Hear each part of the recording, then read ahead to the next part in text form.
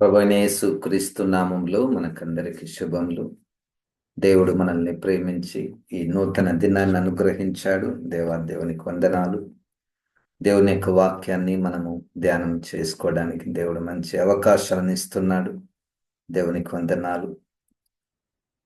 యోబు గ్రంథమును మనము క్రమముగా ధ్యానం చేయుటకు దేవుడు సహాయం చేస్తున్నాడు. దేవునికి వందనాలు. ఈరోజు 5వ అధ్యాయము.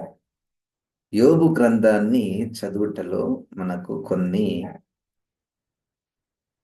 ఇబ్బందులు, అంటే మనం చదవడంలో కొన్ని పద్ధతులను మనము గుర్తించాలి. ఇతర మనకు పుస్తకాలు చదివినట్టు కాక ఈ పద్య గ్రంథాలు అంటే యోబు, కీర్తనలు, సామెతలు, ప్రసంగి, పరమగీతములు, ఈ 5 పుస్తకాలు చదువుటలో కొన్ని జాగ్రత్తలు మనం తీసుకొని చదవాల్సి వస్తుంది. అది రాసినటువంటి విధానమే ఆ పద్ధతిలో ఉంది. ఇక ఒక కథ రూపంలో లేదు కాబట్టి, ఇది ఒక కావ్య రూపంలో ఉంది కాబట్టి దాన్ని మనము ఆ విధంగా చూడవలసి వస్తుంది. మొట్టమొదటగా యోబు గ్రంథాన్ని, దానికున్న ప్రత్యేకత ఏమిటంటే అది కాంటెక్స్టువల్, అంటే ఒక ప్రత్యేకమైన సందర్భంలో జరిగినటువంటి సంభాషణలు. అవి ఒక ప్రత్యేకమైన సందర్భంలో జరిగిన సంభాషణలు. ఆ సందర్భాన్ని ఎరుగక స్నేహితులు మాట్లాడుతున్నారు, యోబు గారు కూడా మాట్లాడుతున్నాడు. ఒక పెద్ద సందర్భం ఉంది. అదేంటంటే దేవుడు మరియు అపవాది వీరిద్దరికి మధ్యలో ప్రతి సవాలు సంభాషణ జరిగింది. ఈ సంభాషణలో వాళ్ళు కొన్ని తీర్మానాలు తీసుకున్నారు. వీటి గురించి వారికి ఏమీ తెలియదు. అంటే కింద భూమి మీద ఉన్నటువంటి యోబు గారు కానీ, కుటుంబానికి కానీ, స్నేహితులకు కానీ ఈ పైన ఏం జరిగిందో తెలియదు. కాబట్టి యోబు గారు తనకొచ్చినటువంటి శ్రమ నుండి, ఆ శ్రమ అన్నటువంటి ఒక్కటే కోణము నుండి మాట్లాడడం జరుగుతుంది. స్నేహితులు కూడా వారి ఎదుట ఉన్నటువంటి యోబు శ్రమను చూచి వారి యొక్క అనుభవం నుండి వారు మాట్లాడినటువంటి సంగతులు మనం చూస్తున్నాం. అయితే ఈ 2 సంభాషణలలో మనము 3వ గుంపుగా మనం కనపడుతున్నాం.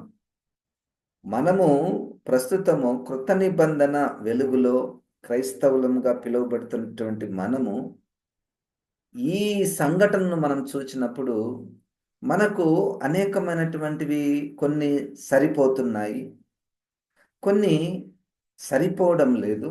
అటు యోబు మాట్లాడినప్పుడు సరిపోవడం లేదు, అటు స్నేహితులు మాట్లాడినప్పుడు కూడా కొన్ని సరిపోవడం లేదు, కొన్ని సరిపోతున్నాయి. కారణం ఏంటంటే, ఫస్ట్ కారణం ఏంటంటే సందర్భము వారికి తెలియదు, మనకు తెలుసు. తెలియదు కాబట్టి మాట్లాడారు. తెలియకుండా మాట్లాడారు కాబట్టి తప్పు లేదు.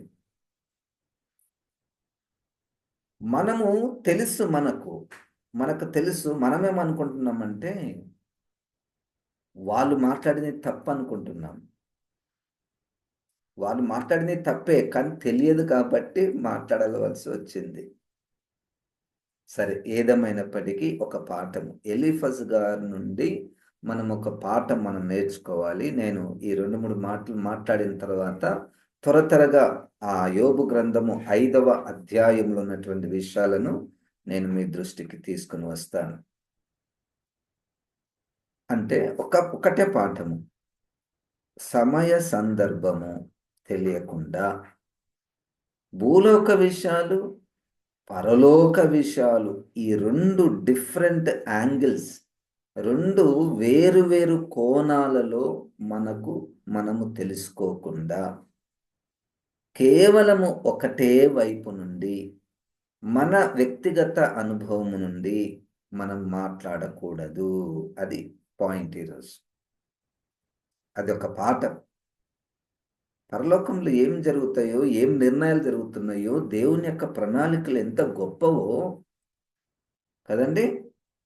ఎవరి జీవితంలో దేవుడు ఏ నిర్ణయం ఏర్పాటు చేశాడో, ఎవరి జీవితాన్ని ఎంత పరిమితం చేశాడో, ఎవరి జీవితం ద్వారా ఎన్ని కార్యాలు దేవుడు తలపెట్టాడో, ఎవరు ఎప్పుడు చనిపోవలనో, ఎవరు ఎంతకాలం బ్రతకనవలనో, ఇవన్నీ అది దేవునికి తెలుసు. మనము వెంటనే తొందరపడి ఒకరి విషయమై ఏదో వారికి సహాయం చేస్తున్నానన్నట్టు పేరు మీద వారికి మనం తీర్పు తీర్చకూడదు.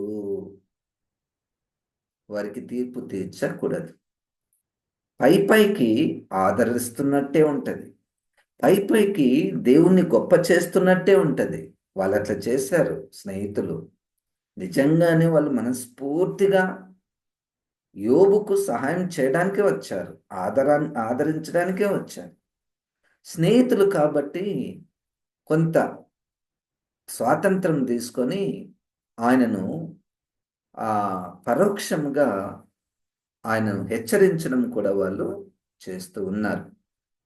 సరే, ఏదేమైనప్పటికీ వాళ్ళ మధ్యలో జరిగినటువంటి సంభాషణలో కొంత సత్యము, దేవుని గూర్చి మంచి మంచి గొప్ప గొప్ప విషయాలు మనం చూడవచ్చు.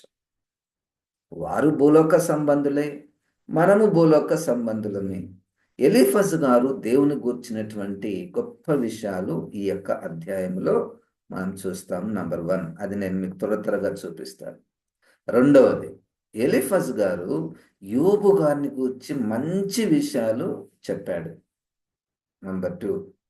నంబర్ 3, యోబు గారిని గూర్చి ఆయన కొన్ని తప్పు విషయాలు చెప్పాడు. అంటే రియాలిటీ తెలియదు. యోబు గారి విషయంలో ఎలీఫజు గారికి తెలియకుండా కొన్ని తప్పుడు మాటలు మాట్లాడినట్టు మనం చూస్తున్నాం. అది 3వది. 4వది, ఎలీఫజు గారు మనుషులు, జనరల్ పబ్లిక్ గురించి, అంటే మనుషులలో 2 రకాలుగా మనం విభజిస్తే వికెడ్ అండ్ రైచస్. అంటే దుర్మార్గులు ఒక గుంపు ఉంటారు, మంచివారు ఒక గుంపు ఉంటారు. వీళ్ళని గురించి కూడా ఆయన మాట్లాడడం జరిగింది. దాని తర్వాత క్రైస్తవ పాయింట్ ఆఫ్ వ్యూలో నుండి, అంటే క్రైస్తవులలో నుండి కొన్ని వచనాలు అవి సరైనటువంటివి కావు, మనకు పరిపూర్ణత దాంట్లో మనకు కనపడుట లేదు. రైట్.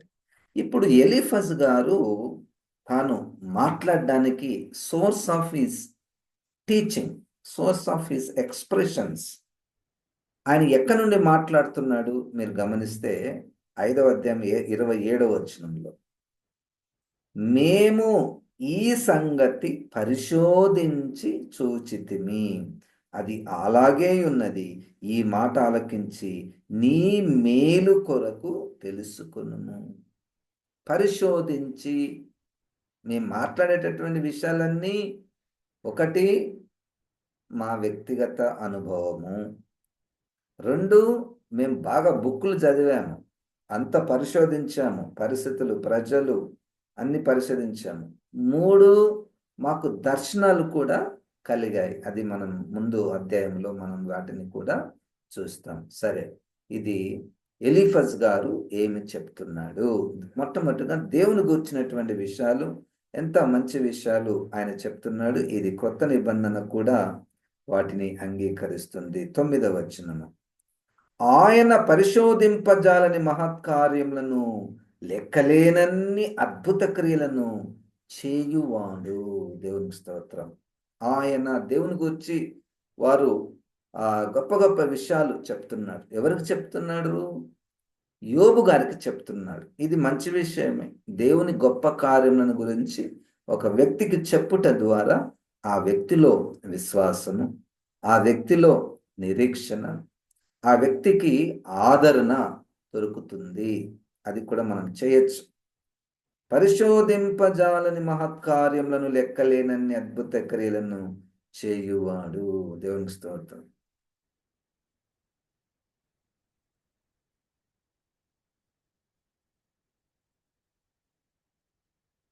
10వ వచనంలో ఆయన భూమి మీద వర్షము కురిపించువాడు, పొలముల మీద నీళ్లు ప్రవహింపచేయువాడు.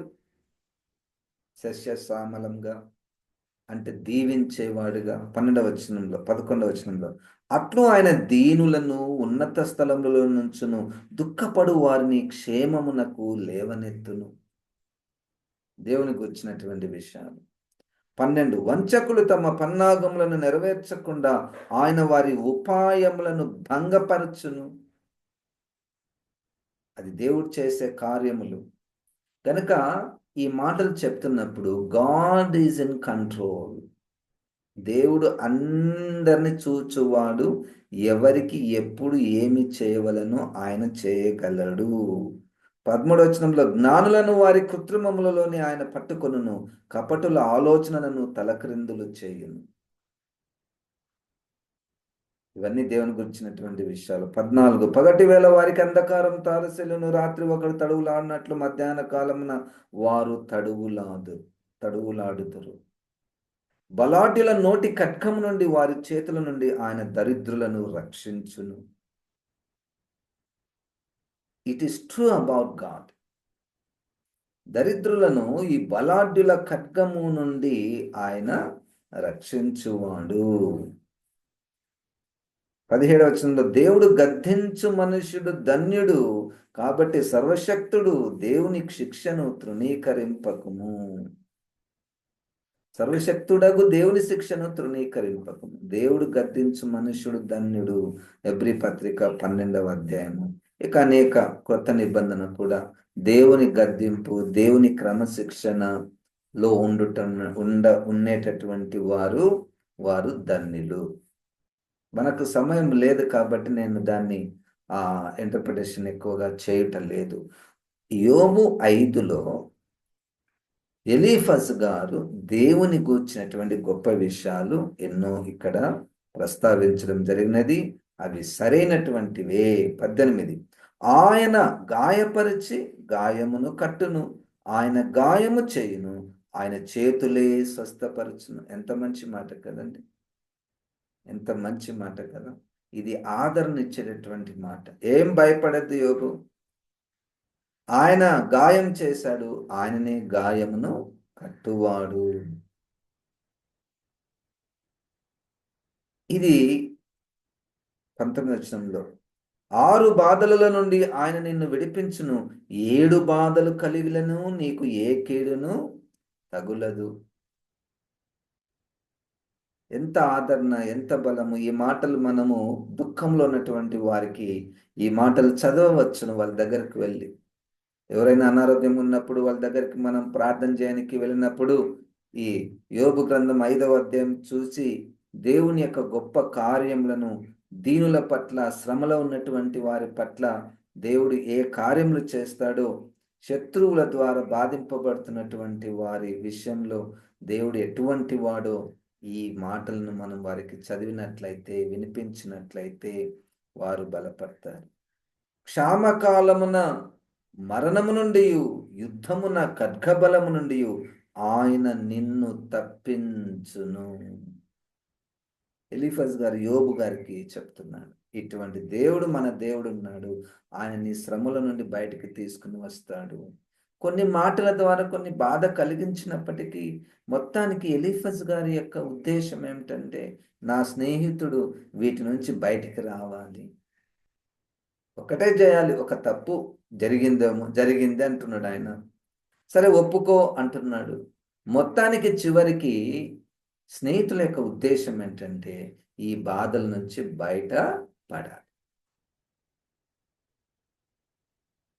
తర్వాత ఇప్పుడు రెండవ విషయము, ఇప్పుడు నేను ఇప్పటి వరకు ఒక విషయం చెప్పాను, దేవుని గూర్చినటువంటి జ్ఞానము మనకు ఈ యొక్క 5వ అధ్యాయంలో మనకు కనపడుతుంది. రెండవ విషయము, ఎలీఫజ్ గారు తెలియక ఇది జరిగిండొచ్చు, ఇదే జరిగిండొచ్చు అని యోబు గారిని గురించి కొంచెము తప్పుగా భావించి ఈ మాటలు మాట్లాడుతున్నారు. రెండవ వచనం, దౌర్భాగ్యమును గూర్చి ఏడ్చుట వలన మూఢులు నశించెదరు, బుద్ధి లేని వారు అసూయ వలన చచ్చెదరు. దౌర్భాగ్యమును గూర్చి ఏడ్చుట వలన, దౌర్భాగ్యం అంటే ఇంత నష్టము, ఆస్తి నష్టము, ప్రాణ నష్టము, కుటుంబం అంతా పాడైపోయింది, ఇంత దౌర్భాగ్యం నాకు కలిగింది అని ఏడుస్తున్నాడు యోబు. అట్లా ఏడిస్తే ఏమొస్తుంది? మీరు నశిస్తావు నువ్వు. ఎలీఫజ్ గారు, నీకు జరిగిన పరిస్థితి వల్ల నువ్వు ఏడుస్తే నీకు నాశనమే వస్తుంది. 3వ వచనంలో, మూఢుడు వేరు తన్నుట నేను చూచి ఉన్నాను, అయినను తోడనే అతని నివాస స్థలము శాపగ్రస్తమని కనుగొంటిని. యోబు, నిన్నే చూస్తున్నా. వేరు తన్నుట అంటే ఎదుగుట. మూఢుడు, మూఢుడు అంటే మూర్ఖత్వం కలిగినటువంటి వాడు బాగా ఎదిగాడంట, కానీ వెంటనే అతడు శాపమునకు గురి అయిపోయాడు. ఎవరు ఎదిగిండ్రు? ఇండైరెక్ట్గా యోబు గారే. ఎంత అద్భుతంగా ఎదిగాడు, ఆ దేశంలో ధనవంతుడు, మంచి పేరు పొందినటువంటి వాడు, అనేకులకు సహాయం చేయవాడు, పిల్లల కొరకు ప్రార్థన చేయవాడు, ఎంత మంచివాడు అని చెప్తూనే ఎక్కడో మూర్ఖత్వం ఉంది యోబు నీలో. 4వ వచనంలో, అతని పిల్లలు సంరక్షణ దొరకక ఎందురు, గుమ్మంలో నలిగిపోవుదురు, వారిని విడిపించు వాడెవడునూ లేడు. పిల్లలు, మల్ల పిల్లల గురించి ఆయన పరోక్షంగా మాట్లాడుతున్నాడు. ఆకలి కొనిన వారు అతని పంటను తినివేయుదురు, ముండ్ల చెట్లలో నుండి వారు దాన్ని తీసుకొందురు, బోనులు వారి ఆస్తి కొరకు కాచుకొనుచున్నవి. యోబు గారి గురించి ఆయన, he was wrong about Job. కానీ జనరల్ పబ్లిక్ మాత్రం అది రైటే. అంటే మనకు రైటే, ఇతర ప్రజలకు ఇవన్నీ రైటే. మూఢులు బాగా ఎదుగుతారేమో, కానీ వారు నశిస్తారు. 6వ వచనంలో, శ్రమ ధూళిలో నుండి పుట్టదు, బాధ భూమిలో నుండి మొలవదు. చూడండి, పొయటిక్గా ఎంత ఇండైరెక్ట్గా, పరోక్షంగా తిట్టకయ్యే తిట్టినట్టు. శ్రమ ధూళిల నుండి పుట్టదు. ఏమీ నిప్పు లేకుండానే పొగ వస్తుందా అంటుంటారు కదా కొంతమంది. నువ్వేం తప్పు చేయకుండానే ఇంత శ్రమ ఎట్లా వస్తుంది? ఏదో చేసి ఉంటావు నువ్వు అని భావము. 17వ వచనంలో, దేవుడు గద్దించు మనుషుడు ధన్యుడు, కాబట్టి సర్వశక్తుడకు దేవుని శిక్షను తృణీకరింపకమేవు. దేవుడు నిన్ను శిక్షిస్తున్నాడు, దేవుడు నిన్ను శిక్షిస్తున్నాడు. రెండవ విషయము, ఎలీఫజ్ గారు యోబులో ఉన్నటువంటి తప్పిదాలను చెప్పకయే చెప్తున్నాడు, పరోక్షంగా చెప్తున్నాడు, ఆ కాంటెక్స్ట్ అర్థం కాక చెప్తున్నాడు. 18వ వచనంలో, ఆయన గాయపరిచి గాయమును కట్టును, ఆయన గాయం చేయును, ఆయన చేతులే స్వస్థపరచును. ఇది కూడా యోబు గారిని గురించే, గాయాల గురించి. 6 బాధల నుండి ఆయన నిన్ను విడిపించును, 7 బాధలు కలిగినను నీకు ఏ కీడును తగులదు. ఎన్ని బాధలు, ఎన్ని బాధలు! ఒక్కొక్కరు వచ్చి ఒక్కొక్కరు చెప్తున్నారు. నీ పిల్లలు చచ్చిపోయారు, నీ ఆస్తి పోయింది, నీ పశువులు పోయినాయి. 6 బాధలు అన్నప్పుడు వాళ్ళ మనసులో యోబు గారే ఉన్నారు. అట్లా 20వ వచనంలో, క్షామకాలమున మరణము నుండి, యుద్ధము ఖడ్గము బలము నుండి ఆయన నిన్ను తప్పించును. క్షామం వచ్చింది ఇప్పుడు నీకు, these are all wrong thinking. అంటే ఇండైరెక్ట్గా ఎలీఫస్ గారు ఇవన్నీ జరుగుతున్నాయి కారణము నువ్వే, ఎక్కడో చీకటి ఉంది అని ఆయనకు చెబుతున్నాడు. ఇక్కడ మరలా మనకందరికి ఒక పాఠము. ఏం పాఠము? ఒక వ్యక్తి శ్రమలో ఉన్నప్పుడు, ఇది బాగా గుర్తుపెట్టుకుందాం, ఇది మనం జయించాలి ఈ మనస్సును. ఒక వ్యక్తికి రోగం వచ్చిందనుకో, లేదా ఆస్తి అంతా పోయిందనుకో, వెంటనే మీ గురించి నాకు తెలియదు కానీ నా అనుభవము, ఏదో తప్పు చేసింటారు, దేవునికి దూరంగా ఉంటే అట్టే అవుతుంది అన్న మనసు వెంటనే మన మనసుకు వస్తుంటుంది. అది అట్లా రాకుండా ఉండడానికి పరిశుద్ధాత్మ దేవుని మీద మనం ఆధారపడాలి.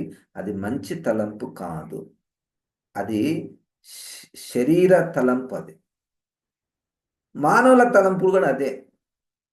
కానీ క్రైస్తవురాలు ఎవరిలోనైనా ఏదైనా విపత్తు జరిగినా, ఫెయిల్ అయినా, రోగం వచ్చినా, ఆస్తి పోయినా, వెంటనే వాళ్ళ జీవితాలను పాపానికి ముడి కట్టకూడదు. ఒకవేళ అయిండొచ్చు, అది కూడా ఒక కారణం అయిండొచ్చు. ఒక తప్పిదం వల్ల ఆ శిక్షకు వారు గురి అయిండొచ్చు. బట్ వీ డోంట్ నో, మనకు తెలియదు. ఇది పాఠం, ఇది major lesson that we all have to learn about. దేవునికి ఒక్కొక్కరి పట్ల ఎన్ని ప్రణాళికలు ఉంటాయో, అబ్బో, అస్సలు మనం గ్రహించలేము. Now he is right about Job. ఆయన యోబు గారి గురించి కొన్ని మంచి విషయాలు ఆయన చెప్పడం జరిగింది. చూడండి. అయితే 8వ వచనంలో, అయితే నేను దేవుని ఆశ్రయించుదును, దేవునికే నా వాద్యమును అప్పగించుదును.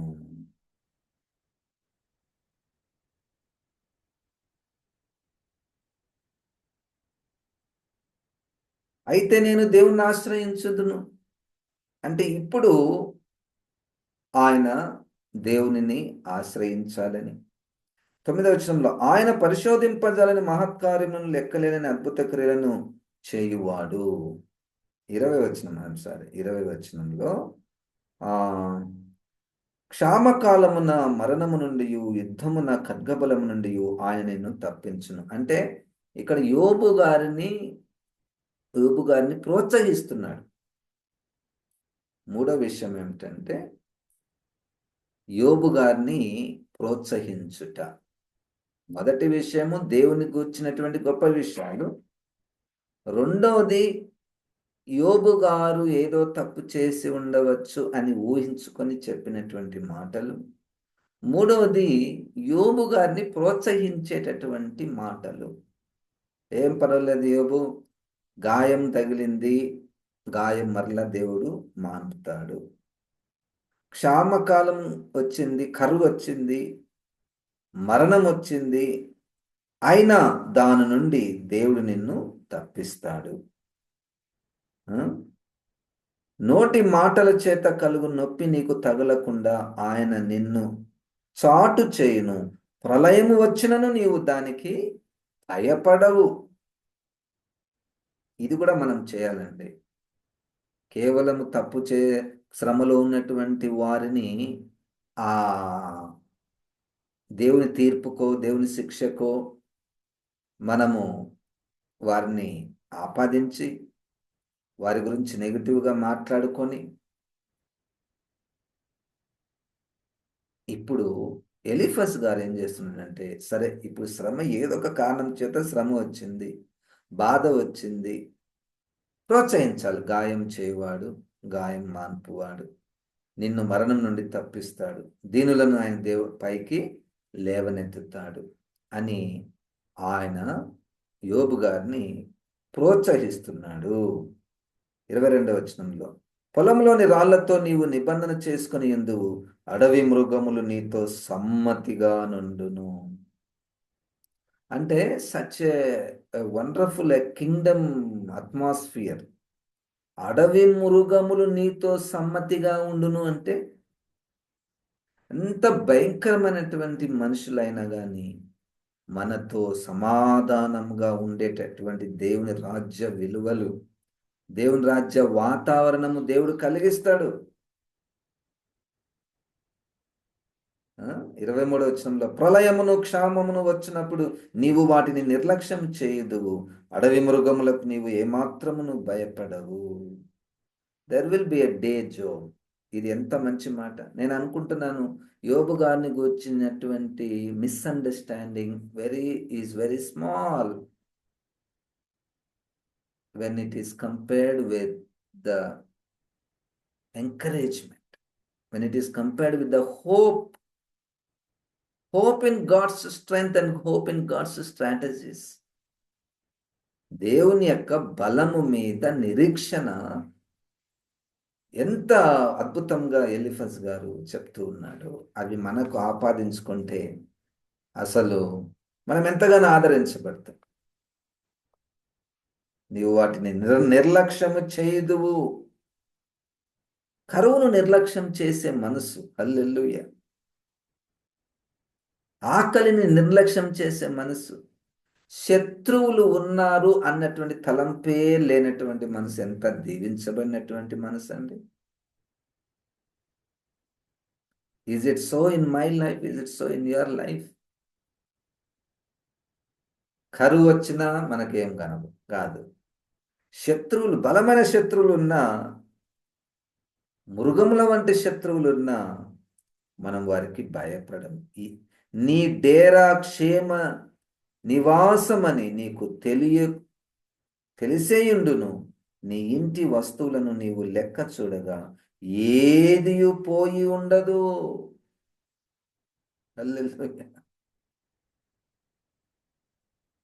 మరియు ఇది చూడండి, this is what happened at the end of the book of the Job, 25వ వచనంలో.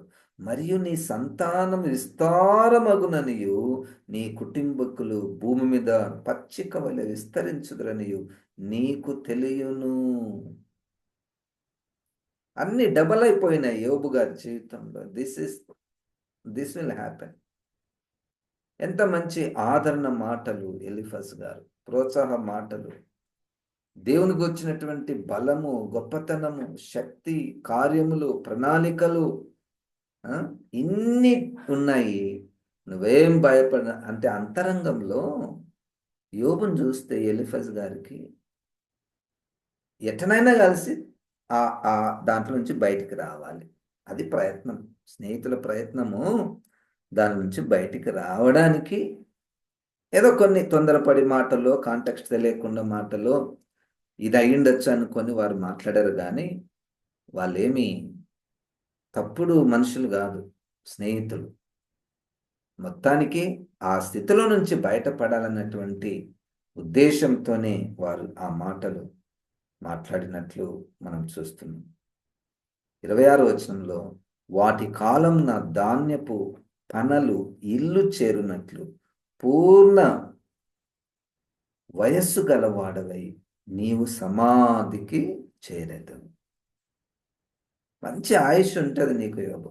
చూడండి, చివరి మాటలో మేము ఈ సంగతి పరిశోధించి చూచితిమి, అది అలాగే ఉన్నది. ఈ మాట ఆలకించి నీ మేలు కొరకు తెలుసుకొనుము. నీ మేలు కొరకే మేము వచ్చిందంతా, నీ మేలు కొరకే. సరే, ఇంకా 2-3 విషయాలు ఉన్నాయి. మనం సమయం, మీరు తర్వాత దాన్ని చూసుకోండి. ఏంటంటే a Christian can challenge few versus. ఒకటి ఏంటంటే 6వ వచనంలో, 7వ వచనంలో, అంటే క్రిస్టియన్ పాయింట్ ఆఫ్ వ్యూలో ఆ మాటలు నేను త్వరగా చదివాను. శ్రమ ధూళిలో నుండి పుట్టదు, బాధ భూమిలో నుండి మొలవదు. ఈ మాటలు ఎలీఫజ్ గారు యోబు గారికి మాట్లాడుతున్నప్పుడు తన మనసులో ఉన్నటువంటి భావము, నువ్వేదో తప్పు చేశావు కాబట్టే నీకు ఈ శ్రమ వచ్చింది, అక్కడ నిప్పు ఉంది కాబట్టే, పొగ వచ్చింది. ఇది కదా. కానీ క్రిస్టియన్ పాయింట్ ఆఫ్ వ్యూలో నీవు ఏ తప్పు చేయకపోయినా శ్రమ వస్తుంది అని యేసయ్య చెప్పాడు. ఇది సవాలు. ఏ తప్పు చేయలేదు సార్ మేము. అపోస్తలులు ఏం తప్పు చేశారు? ఆది సంఘం ఏం తప్పు చేసింది అంత శ్రమ రావడానికి కారణము? ఇప్పుడు మనంతకు మనం మన ఇంట్లో ఎవ్వరికీ హాని కలిగించకుండా ప్రార్థన చేసుకుంటూ ఉంటే ఎందుకు బయట వాళ్ళు వచ్చి మన మీద నిందలు మోపుతున్నారు, బాధ పెడుతున్నారు, ఏవేవో మాట్లాడుతున్నారు? మనమేమైనా తప్పు చేసినామా? పలానా వాళ్ళు ఏమైనా తప్పు చేశారా? తప్పు చేసిన సందర్భాలు కూడా ఉన్నాయి. కానీ తప్పు చేయకుండా కూడా శ్రమ వస్తుందని యేసుక్రీస్తు చెప్పాడు. అట్లా ఎందుకు వస్తుంది సార్ అంటే, నంబర్ 1 మనము విశ్వాసంలో బలపడడానికి. నంబర్ 1. నంబర్ 2, ఇట్లా శ్రమ పడినప్పుడు దేవుని ప్రేమను మనం వాళ్ళకి చూపిస్తాం. అరే వీళ్ళు ఏం కారణం లేకుండానే, ఏ తప్పు చేయకుండానే మేము ఎంత శ్రమ పడుతుంటే వాళ్ళు దేవుని ప్రేమను ఇంకానే చూపిస్తున్నారే. ఉద్దేశం ఏ తప్పు చేయకుండా శ్రమ వస్తే.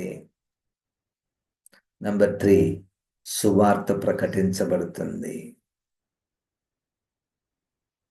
అది ప్రభువు మనకు ఆ సందర్భాలను మనకు ఇస్తాడు. ఏ తప్పు చేయకుండా కూడా మనకు అటువంటివి మనకు ఎదురవుతుంటాయి. 7వ వచనంలో నిపురవలు పైకి ఎగురున్నట్లు నరులు శ్రమానుభవమునకే పుట్టుచున్నారు. Is it so? నరులు ఎందుకు పుట్టుతున్నారు? శ్రమానుభవంకే పుట్టుచున్నారా? కాదు. దేవుడు ఇరుకులో విశాలతను కలుగు చేయవాడు. క్రైస్తవులు is not the group of people who suffer every time.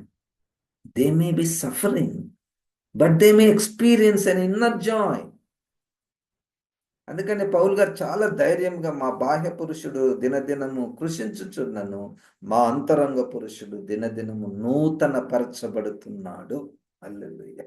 మేము జైల్లో ఉన్న ఆనందిస్తాము, మీరు కూడా హ్యాపీగా ఉండండి అని చెప్పగలిగినటువంటి ఆత్మ పూర్ణులు మన అపోస్తలులు. ఎంతో మంది విశ్వాసం. దాన్ని బట్టి దేవునికి వందనాలు. దేవుడు ఈ మాటలను దీవించునుగాక. జీవం గల తండ్రి, ఈ మాటలను ప్రభా దీవించు.